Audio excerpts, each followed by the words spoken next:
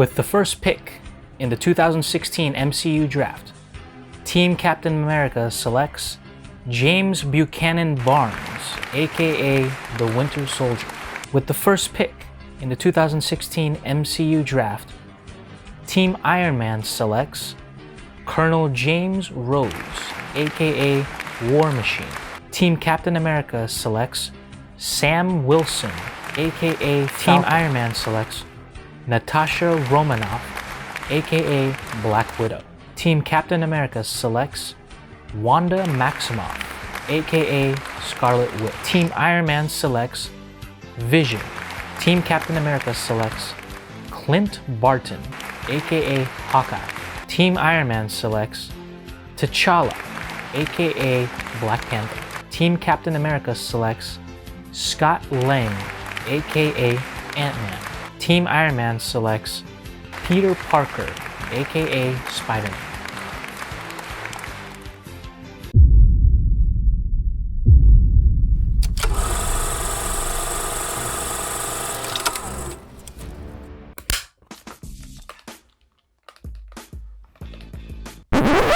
Oh, I'm sorry. How rude of me. Welcome, ladies and gentlemen, to another episode of Eugene Reviews. I am Eugene, and we are less than a week from Thanksgiving, so everybody get your greens, beans, potatoes, tomatoes, everything ready. Beans, greens, potatoes, tomatoes, you name it! But that's Thanksgiving. Today we are going to be reviewing the next film in the MCU, the 13th film to be exact, and the 14th one overall that we've covered.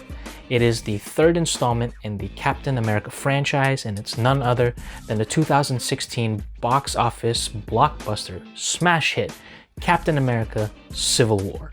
Now, Captain America Civil War was one of the most anticipated, if not the most anticipated film of the entire year of 2016. In a year where they had Batman vs. Superman, you'd think that would be the most expected film of the year. Turns out it's a film that pits Iron Man versus Captain America. Now, I do recall my history of this film. I did watch it not completely twice. I do remember watching it with college friends opening night, but until the end of the airport scene in Berlin. And then after that scene, I had to leave immediately to make it to the next showing for my other groups of friends. So yeah, I was, flip-flopping between groups of friends watching this film. So I saw like 1 3/4, maybe 1 2/3, not fully 2 times, but I do remember seeing or going to 2 theaters simultaneously the same evening to watch Captain America Civil War when it premiered. And yeah, I was very eager for this film, and rightfully so. I mean, this is a culmination of everything that's happened so far in the MCU. Lots of beloved characters, as well as some surprisingly new characters that are both new to the world of film, but new also to the world of the MCU. So lots of factors into this. But before we go into my review, let's go ahead and hit the first act of this 3-act review, where we look at the development of Captain America Civil War. Act 1, Development. Captain America Civil War, Take 1. So really kind of riding off the success of the second film, which was The Winter Soldier, literally everyone involved in the directing and writing process returned for Captain America Civil War. Joe and Anthony Russos, who were the directors of The Winter Soldier, returned to reprise the roles as directors for this film, as well as the writers Christopher Marcus and Stephen McFeely, who did Winter Soldier, as well as Captain America the First Avenger, also came back for this film. Captain America Civil War would be the launch for Marvel's Phase 3 program in their entire catalog for the MCU. So of course, with every start, you gotta start it with a big bang. And what better way to start it than with the third and culminating chapter for the Captain America story. Now, if you're a fan of the comics, you know that Civil War is derived from a mid-2000s series of comic stories. Basically, the premise of Civil War was initiating this Superhero Registration Act in which superheroes had to report to the government before they had to take action. And there's many different sides, but the most important sides were Captain America fighting for the freedom of the superheroes, and Iron Man fighting for the lineage with the government for superheroes. And it spans so many different characters and so many different worlds, so many different faces, that it became one of the most important, if not the most important storyline in the entire Marvel Comics catalog up to that point. Now, while this film doesn't really have all the characters that the comics had, they did have a way to play around with the characters that they do have, as well as introduce us to some new characters that would be a part of this process as well. So if anything, this was more of an essence storyline that is kind of loosely derived from the Civil War comics adaptation. And one important character that was also in the Civil War comics was actually Spider-Man. So a lot of people were wondering, were they gonna have Spider-Man in this film? And surprisingly, whenever Sony was hacked a couple years prior, there were some emails found between Kevin Feige and Sony president Amy Pascal at one point discussing the sharing rights of Spider-Man between Sony and Disney. And lo and behold, just months before the premiere of Captain America Civil War, we are introduced to a new trailer that shows us that the web-slinging hero himself, Spider-Man, would be a part of this film. And boy, did that ramp up everyone's expectations. If you weren't excited, or if you were already excited, you just got even more excited now that you see that Spider-Man's gonna be a part of this film. And Spider-Man is just one big star on top of a plethora of stars that they have in this film.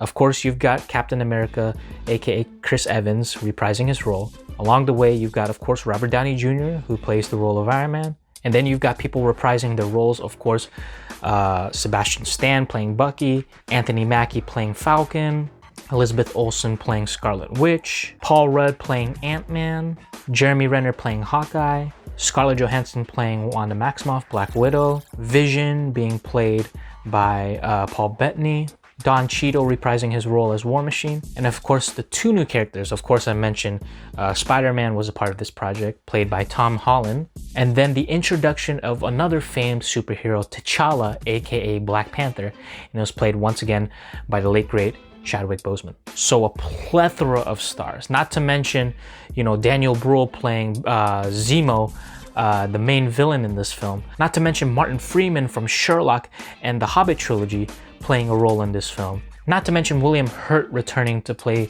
Thunderbolt Ross in this film. So many great stars. It's almost like an Avengers film, but it's technically a Captain America film. So all in all, a plethora of stars that it almost feels like another Avengers film. The essence of a loosely based comic book that was adapted to this film. This launching phase 3 of Kevin Feige and Marvel's grand master scheme and plan of their MCU. And finally, everyone from the directing and writing chair returning at the helm to take over Civil War. All right, so much anticipation, so much riding on this. Let's see if everything plays out well when we go into the brunt of it, which is the execution for Civil War. Act 2, Execution. Captain America Civil War, take 1.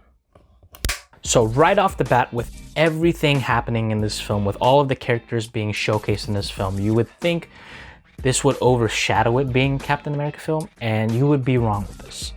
Because no matter how many substantially important characters were in this film, no matter how many new characters were shown in this film, all in all, it does still feel like a Captain America film. Captain America was the focal point of this. It was his actions that really kind of dictated the mood and everything that played out throughout the entire film. While the film is a civil war and feels like, you know, one guy's supposed to be the good guy, one guy's supposed to be the bad guy, the film does a really great job in showcasing both sides and actually putting up good points to an extent where during the film you're gonna be like, yeah, I do agree with what he's saying. You know what?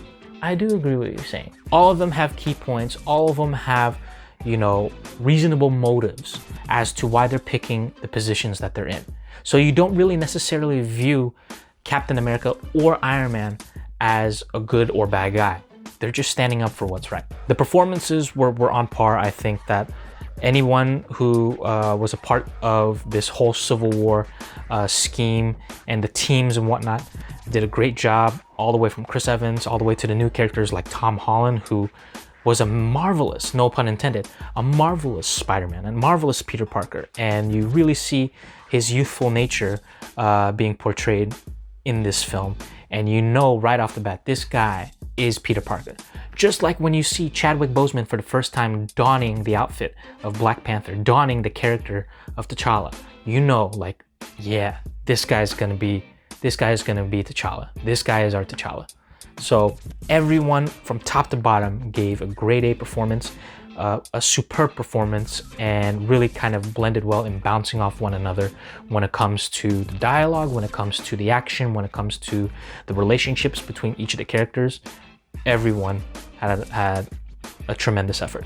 And why they bounced so perfectly and so well together is because of the direction of both Joe and Anthony Russo in really giving each character that was a part of this story a just amount of time to show who they truly are. No matter if you were in the film for Cap, if you were in the film for Iron Man, if you were in the film for Scarlet Witch, or for Black Widow, or for Spider-Man for that matter, no matter who you came to see, you felt like they showed the character justly. No matter how much screen time, more or less, that a character got, if you were there to see a certain character, you were satisfied with how they were portrayed in the big screen. And a tip of the hat goes to the Russo brothers as well as Marcus and McFeely for developing stories and relationships and character arcs for each of these superheroes that you can latch on to no matter how less or how much more of screen time they got compared to other superheroes.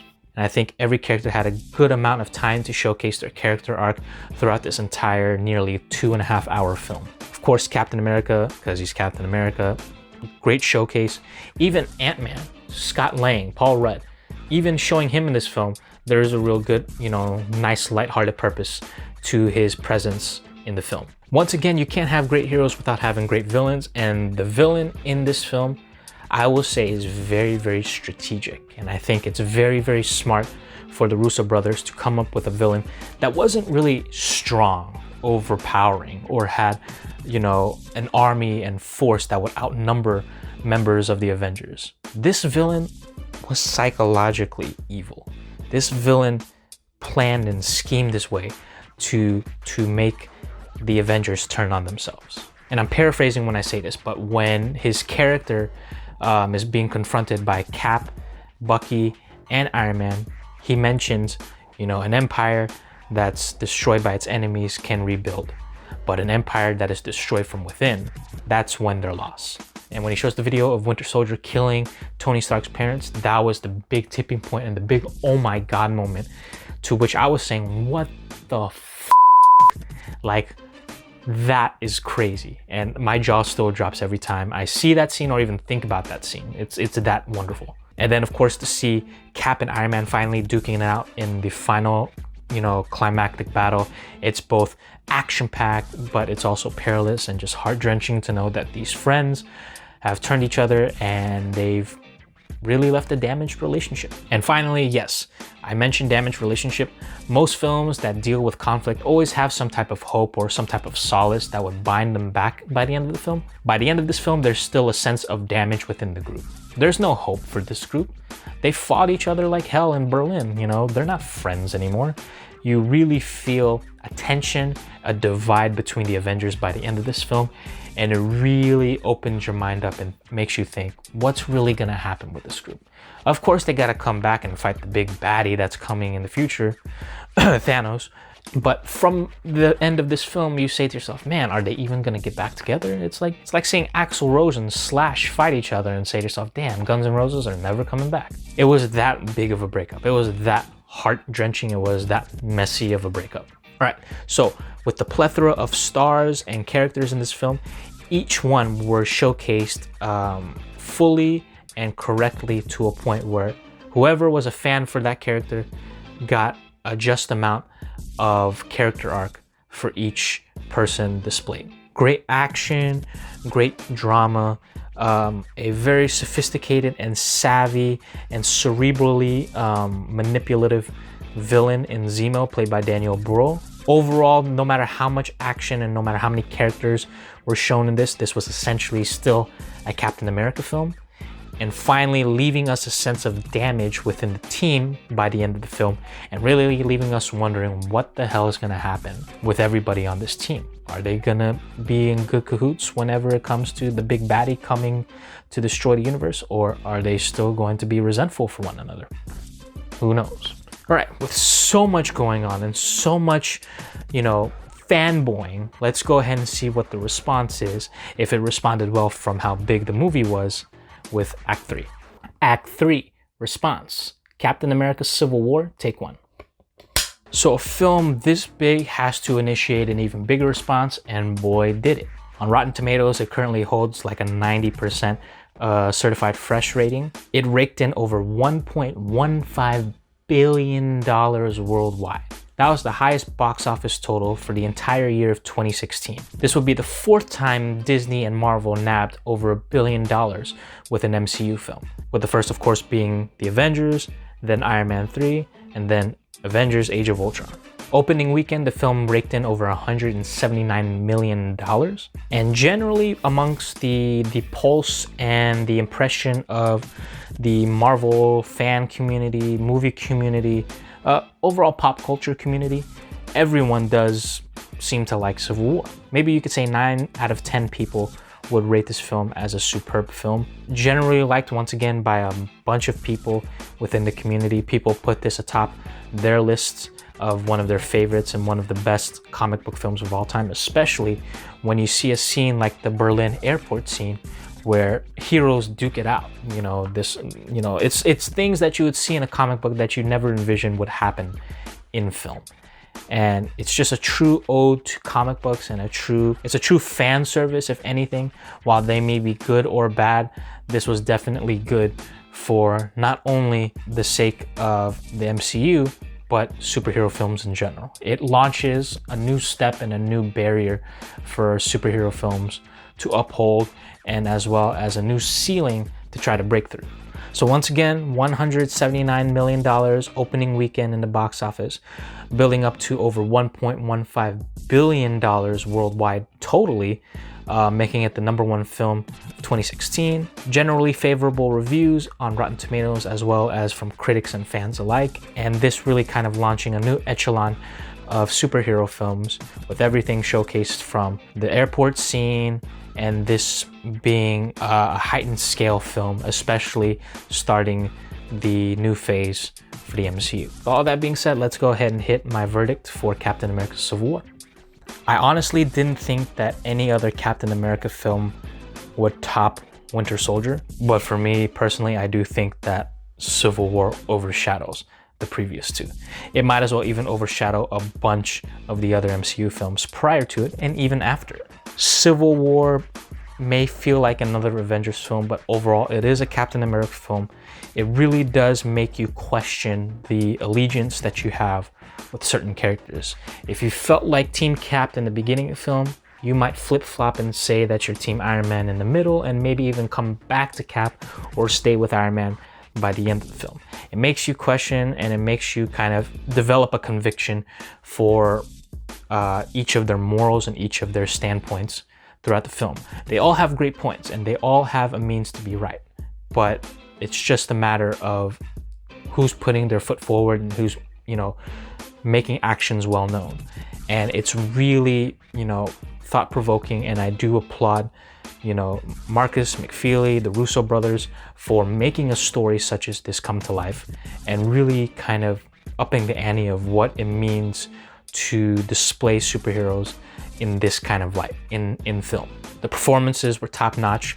I give tons of credit to Chris Evans, Robert Downey Jr., Scarlett Johansson, Elizabeth Olsen, Anthony Mackie, Daniel Bruhl, Jeremy Renner, all the guys, even the new guys, Chadwick Boseman as Black Panther and Tom Holland as Spider-Man.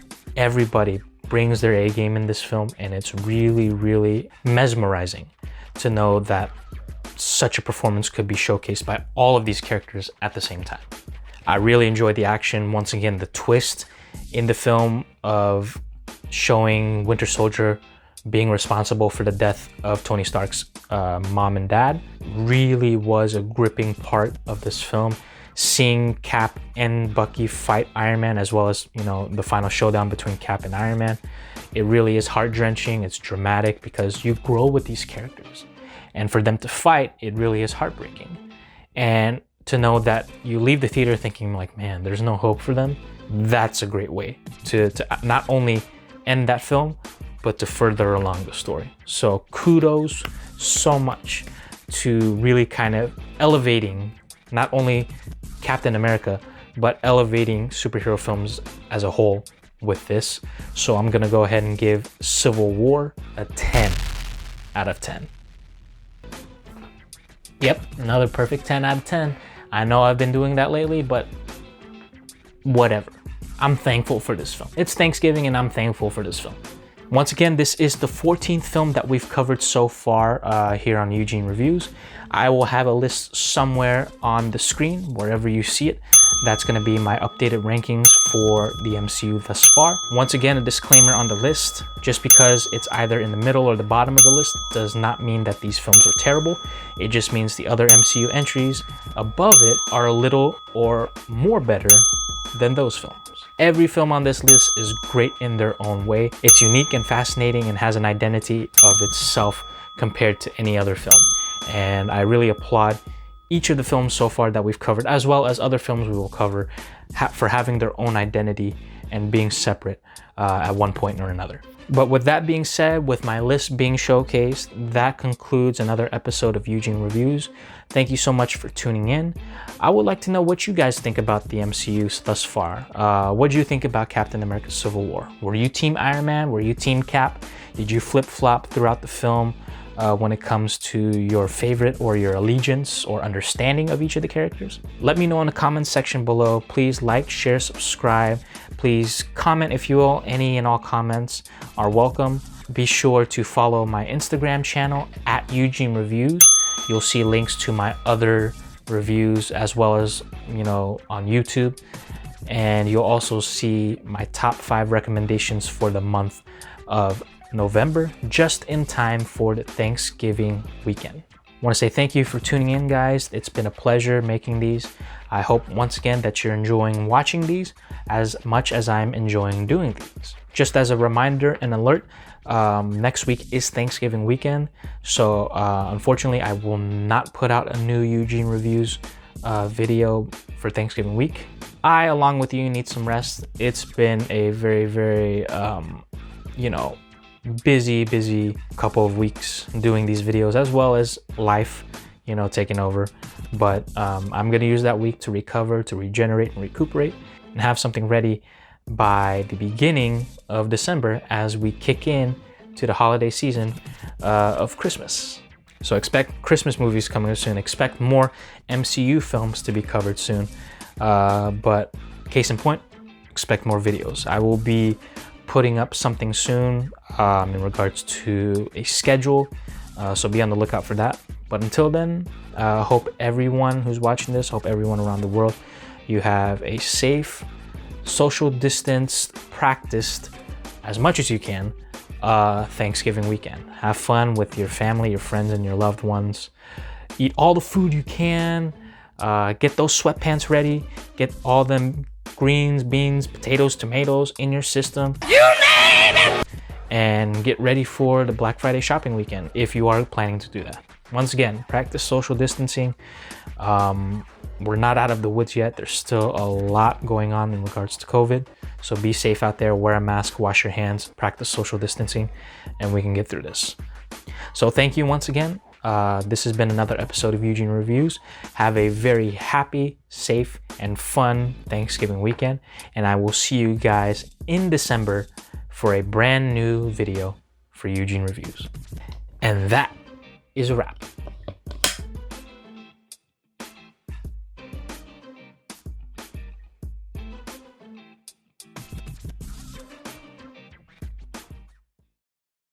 This class is Introduction to Civil War, right?